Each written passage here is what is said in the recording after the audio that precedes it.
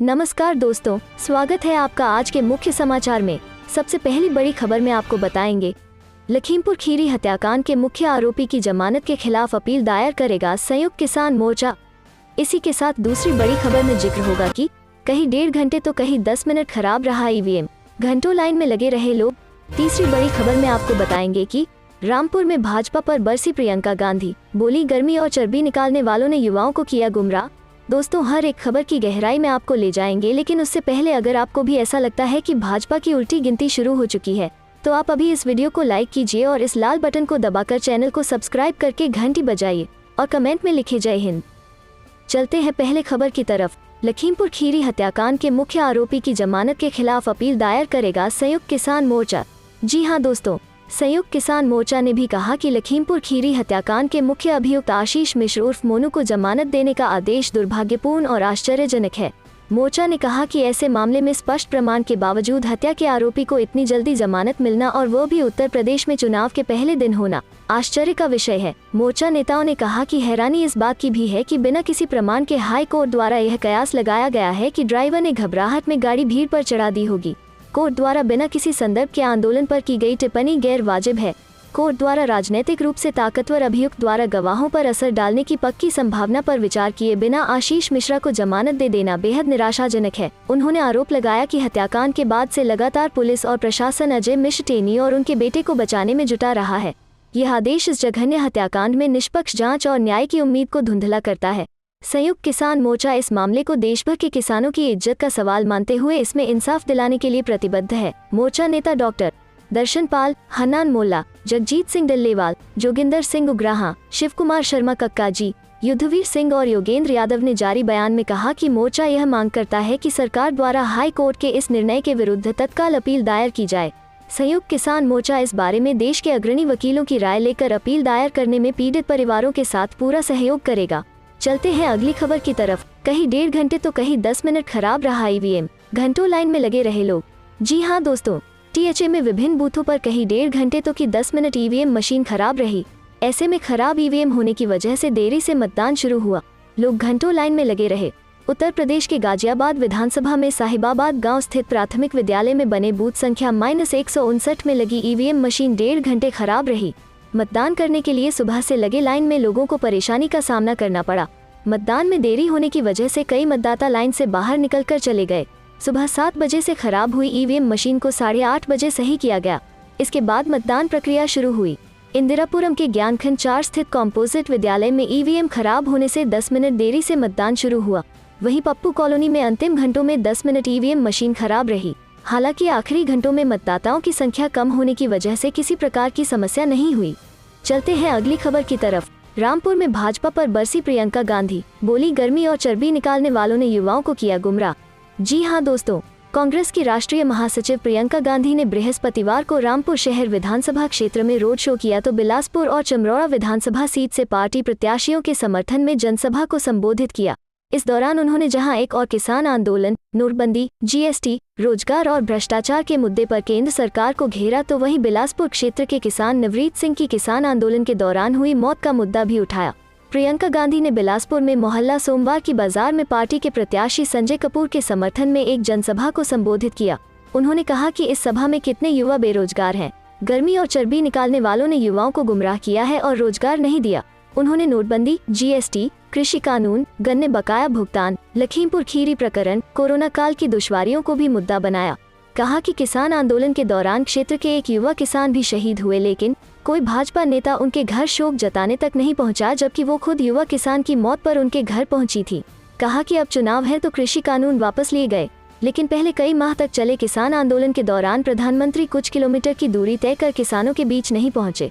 उन्होंने कहा कि जनता के संघर्ष और परेशानियों में कौन उनके साथ खड़ा रहा, कौन उनके लिए लड़ा। खुद तुलना करें तो कांग्रेस पहले नंबर पर होगी। चलते हैं अगली खबर की तरफ। तेजस्वी ने कहा देश में कांग्रेस के बिना विपक्ष संभव नहीं। लालू बोले अब चुनाव में भाजपा का होगा सफाया। जी हां दोस्तों, गुरुवार को राजद की राष्ट्रीय कार्यकारिणी की बैठक हुई। पटना के 3 सितारा होटल मौर्या में इसका आयोजन हुआ। इस दौरान लालू यादव ने भाजपा और नीतीश पर जमकर निशाना साधा। उन्होंने कहा कि उत्तर प्रदेश चुनाव में हम लोगों को एकजुट होकर बीजेपी को हराना होगा। बिहार में शराबबंदी को लेकर उन्होंने कहा कि यह बिल्कुल फेल है। वहीं नेता प्रतिपक्ष तेजस्वी यादव ने सभा को संबोधित करते हुए कहा कि कांग्रेस के बिना देश में विपक्ष संभव नहीं है, लेकिन क्षेत्रीय दलों को राज्यों में ड्राइविंग सीट पर रखना होगा। सभा के दौरान तेजस्वी ने जानकारी दी कि अब 11 अक्टूबर को राजद की राष्ट्रीय परिषद की बैठक दिल्ली में होगी। उसी समय राष्ट्रीय अध्यक्ष का चयन भी होगा। तेजस्वी यादव ने कहा कि राजद पहले राष्ट्रीय पार्टी हुआ करती थी, बाद में जब गठबंधन का दौर चला तो हमने गठबंधन किया। इस दौरान हमने धर्मनिरपेक्ष पार्टियों के साथ कई राज्यों में भाग भी लिया। उन्होंने कहा कि बिहार में राजद सबसे बड़ी पार्टी है, लेकिन इन दिनों राजद को ही कमजोर किया जा रहा, ऐसा ज्यादा दिन तक चलने वाला नहीं है। विधानसभा में हमने 70 सीटें जीती हैं, ऐसे में कांग्रेस को भी हमारा साथ देना चाहिए। तेजस्वी ने कहा कि राजद ने हमेशा त्याग किया है, बीजेपी को रोकने के लिए राजद का समर्थन करना चाहिए। हर क्षेत्रीय पार्टी ने कभी ना कभी एनडीए के साथ समझौता किया, लेकिन राजद ने एक बार भी ऐसा नहीं किया। उन्होंने अपने विधायकों को संबोधित करते हुए कहा कि राजद के सभी विधायक सोने से पहले ये सोचे ले कि आज उन्होंने क्या योगदान दिया है। नेताओं के लिए पार्टी ही सब कुछ है, पार्टी है तो हम हैं। चुनाव के दौरान पार्टी ने कुछ लोगों को टिकट दिया तो कुछ लोग इससे वंचित रह गए, लेकिन हम सभी एक हैं। हमें साथ मिलकर बिहार को आगे बढ़ाने के लिए लड़ना होगा।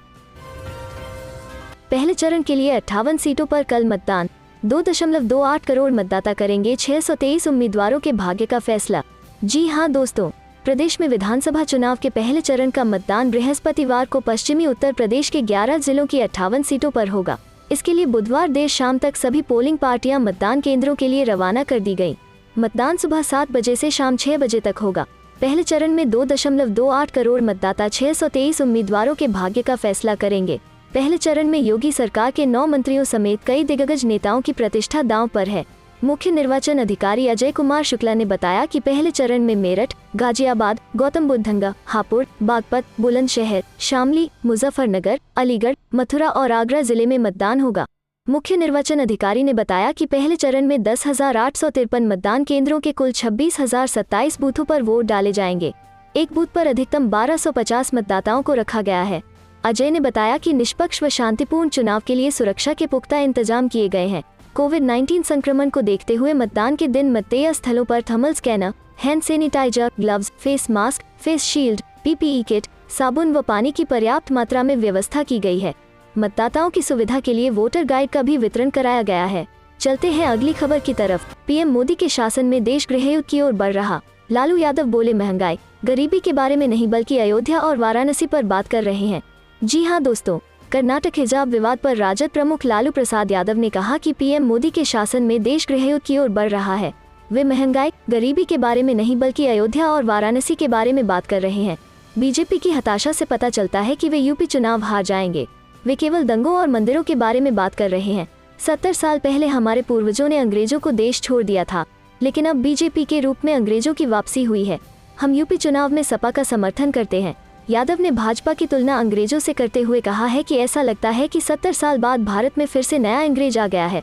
उन्होंने कहा कि भाजपा के कारण देश गृहयुद्ध की ओर बढ़ रहा है और इसके लिए प्रधानमंत्री नरेंद्र मोदी जिम्मेवार हैं। लालू प्रसाद ने कहा कि भाजपा पर हमला करते हुए कहा कि 70 साल पहले अंग्रेज चला गया, दूसरा ब्रिटिश ये भाजपा के रूप में आ गया। ये लोग केवल दंगा फसाद करना चाहते हैं। उन्होंने कहा कि यूपी में भाजपा की दाल नहीं गलने वाली। अब की बार 300 पार के भाजपा के दावे पर उन्होंने कहा कि ये तो कोलकाता में भी बोल रहे थे, क्या हुआ। राजद प्रमुख ने कहा कि यूपी में भाजपा की करारी हार होगी, इनका सफाया हो जाएगा। जाट बाहुल इलाका है उत्तर प्रदेश और हरियाणा। जाटों पर जो इन्होंने ज्यादती की है उस बात को ये लोग भूलेंगे नहीं। चलते हैं अगली खबर की तरफ। कांग्रेस ने भाजपा के घोषणा पत्र को बताया दृष्टि दोष पत्र। जाने क्या बोले गौरव वल्लभ। जी हाँ दोस्तों, कांग्रेस ने भाजपा के घोषणा पत्र को दृष्टि दोष पत्र करार दिया है। अखिल भारतीय कांग्रेस कमेटी के प्रवक्ता प्रो गौरव वल्लभ ने कहा कि जुमलों और धोखे का संकलन दृष्टि नहीं, दृष्टि दोष पत्र कहलाता है। भाजपा ने रोजगार के सृजन, महंगाई से निजात दिलाने और पलायन को लेकर चुप्पी साधी है। प्रदेश कांग्रेस कार्यालय में बुधवार को पत्रकारों से बातचीत में कांग्रेस के राष्ट्रीय प्रवक्ता प्रो गौरव वल्लभ ने भाजपा की ओर से जारी घोषणा पत्र पर तीखे सवाल दागे। उन्होंने कहा कि आखिर चुनाव से 4 दिन पहले भाजपा को दृष्टि दोष पत्र जारी करना याद आ ही गया। इसमें कुछ वाक्य और योजनाएं तो भाजपा के 2017 के घोषणा पत्र से अक्षरश ली गई हैं। इससे स्पष्ट हो गया कि 3 तिगाड़ा काम बिगाड़ा सरकार ने 5 वर्ष में स्वास्थ्य सुविधाओं को बेहतर करने, महंगाई और पलायन की समस्या से निजात दिलाने को कुछ नहीं किया। उन्होंने कहा कि उत्तराखंड के लोग 3 प्रमुख समस्याओं बेरोजगारी, महंगाई और पलायन से जूझ रहे हैं। भाजपा ने इस बारे में एक भी ठोस नीति का उल्लेख नहीं किया है। कुछ चुनिंदा व्यक्तियों को 3 निःशुल्क सिलेंडर की देने की घोषणा वैसा ही जुमला है। जैसा देश में 2 करोड़ नौकरी के सृजन का था।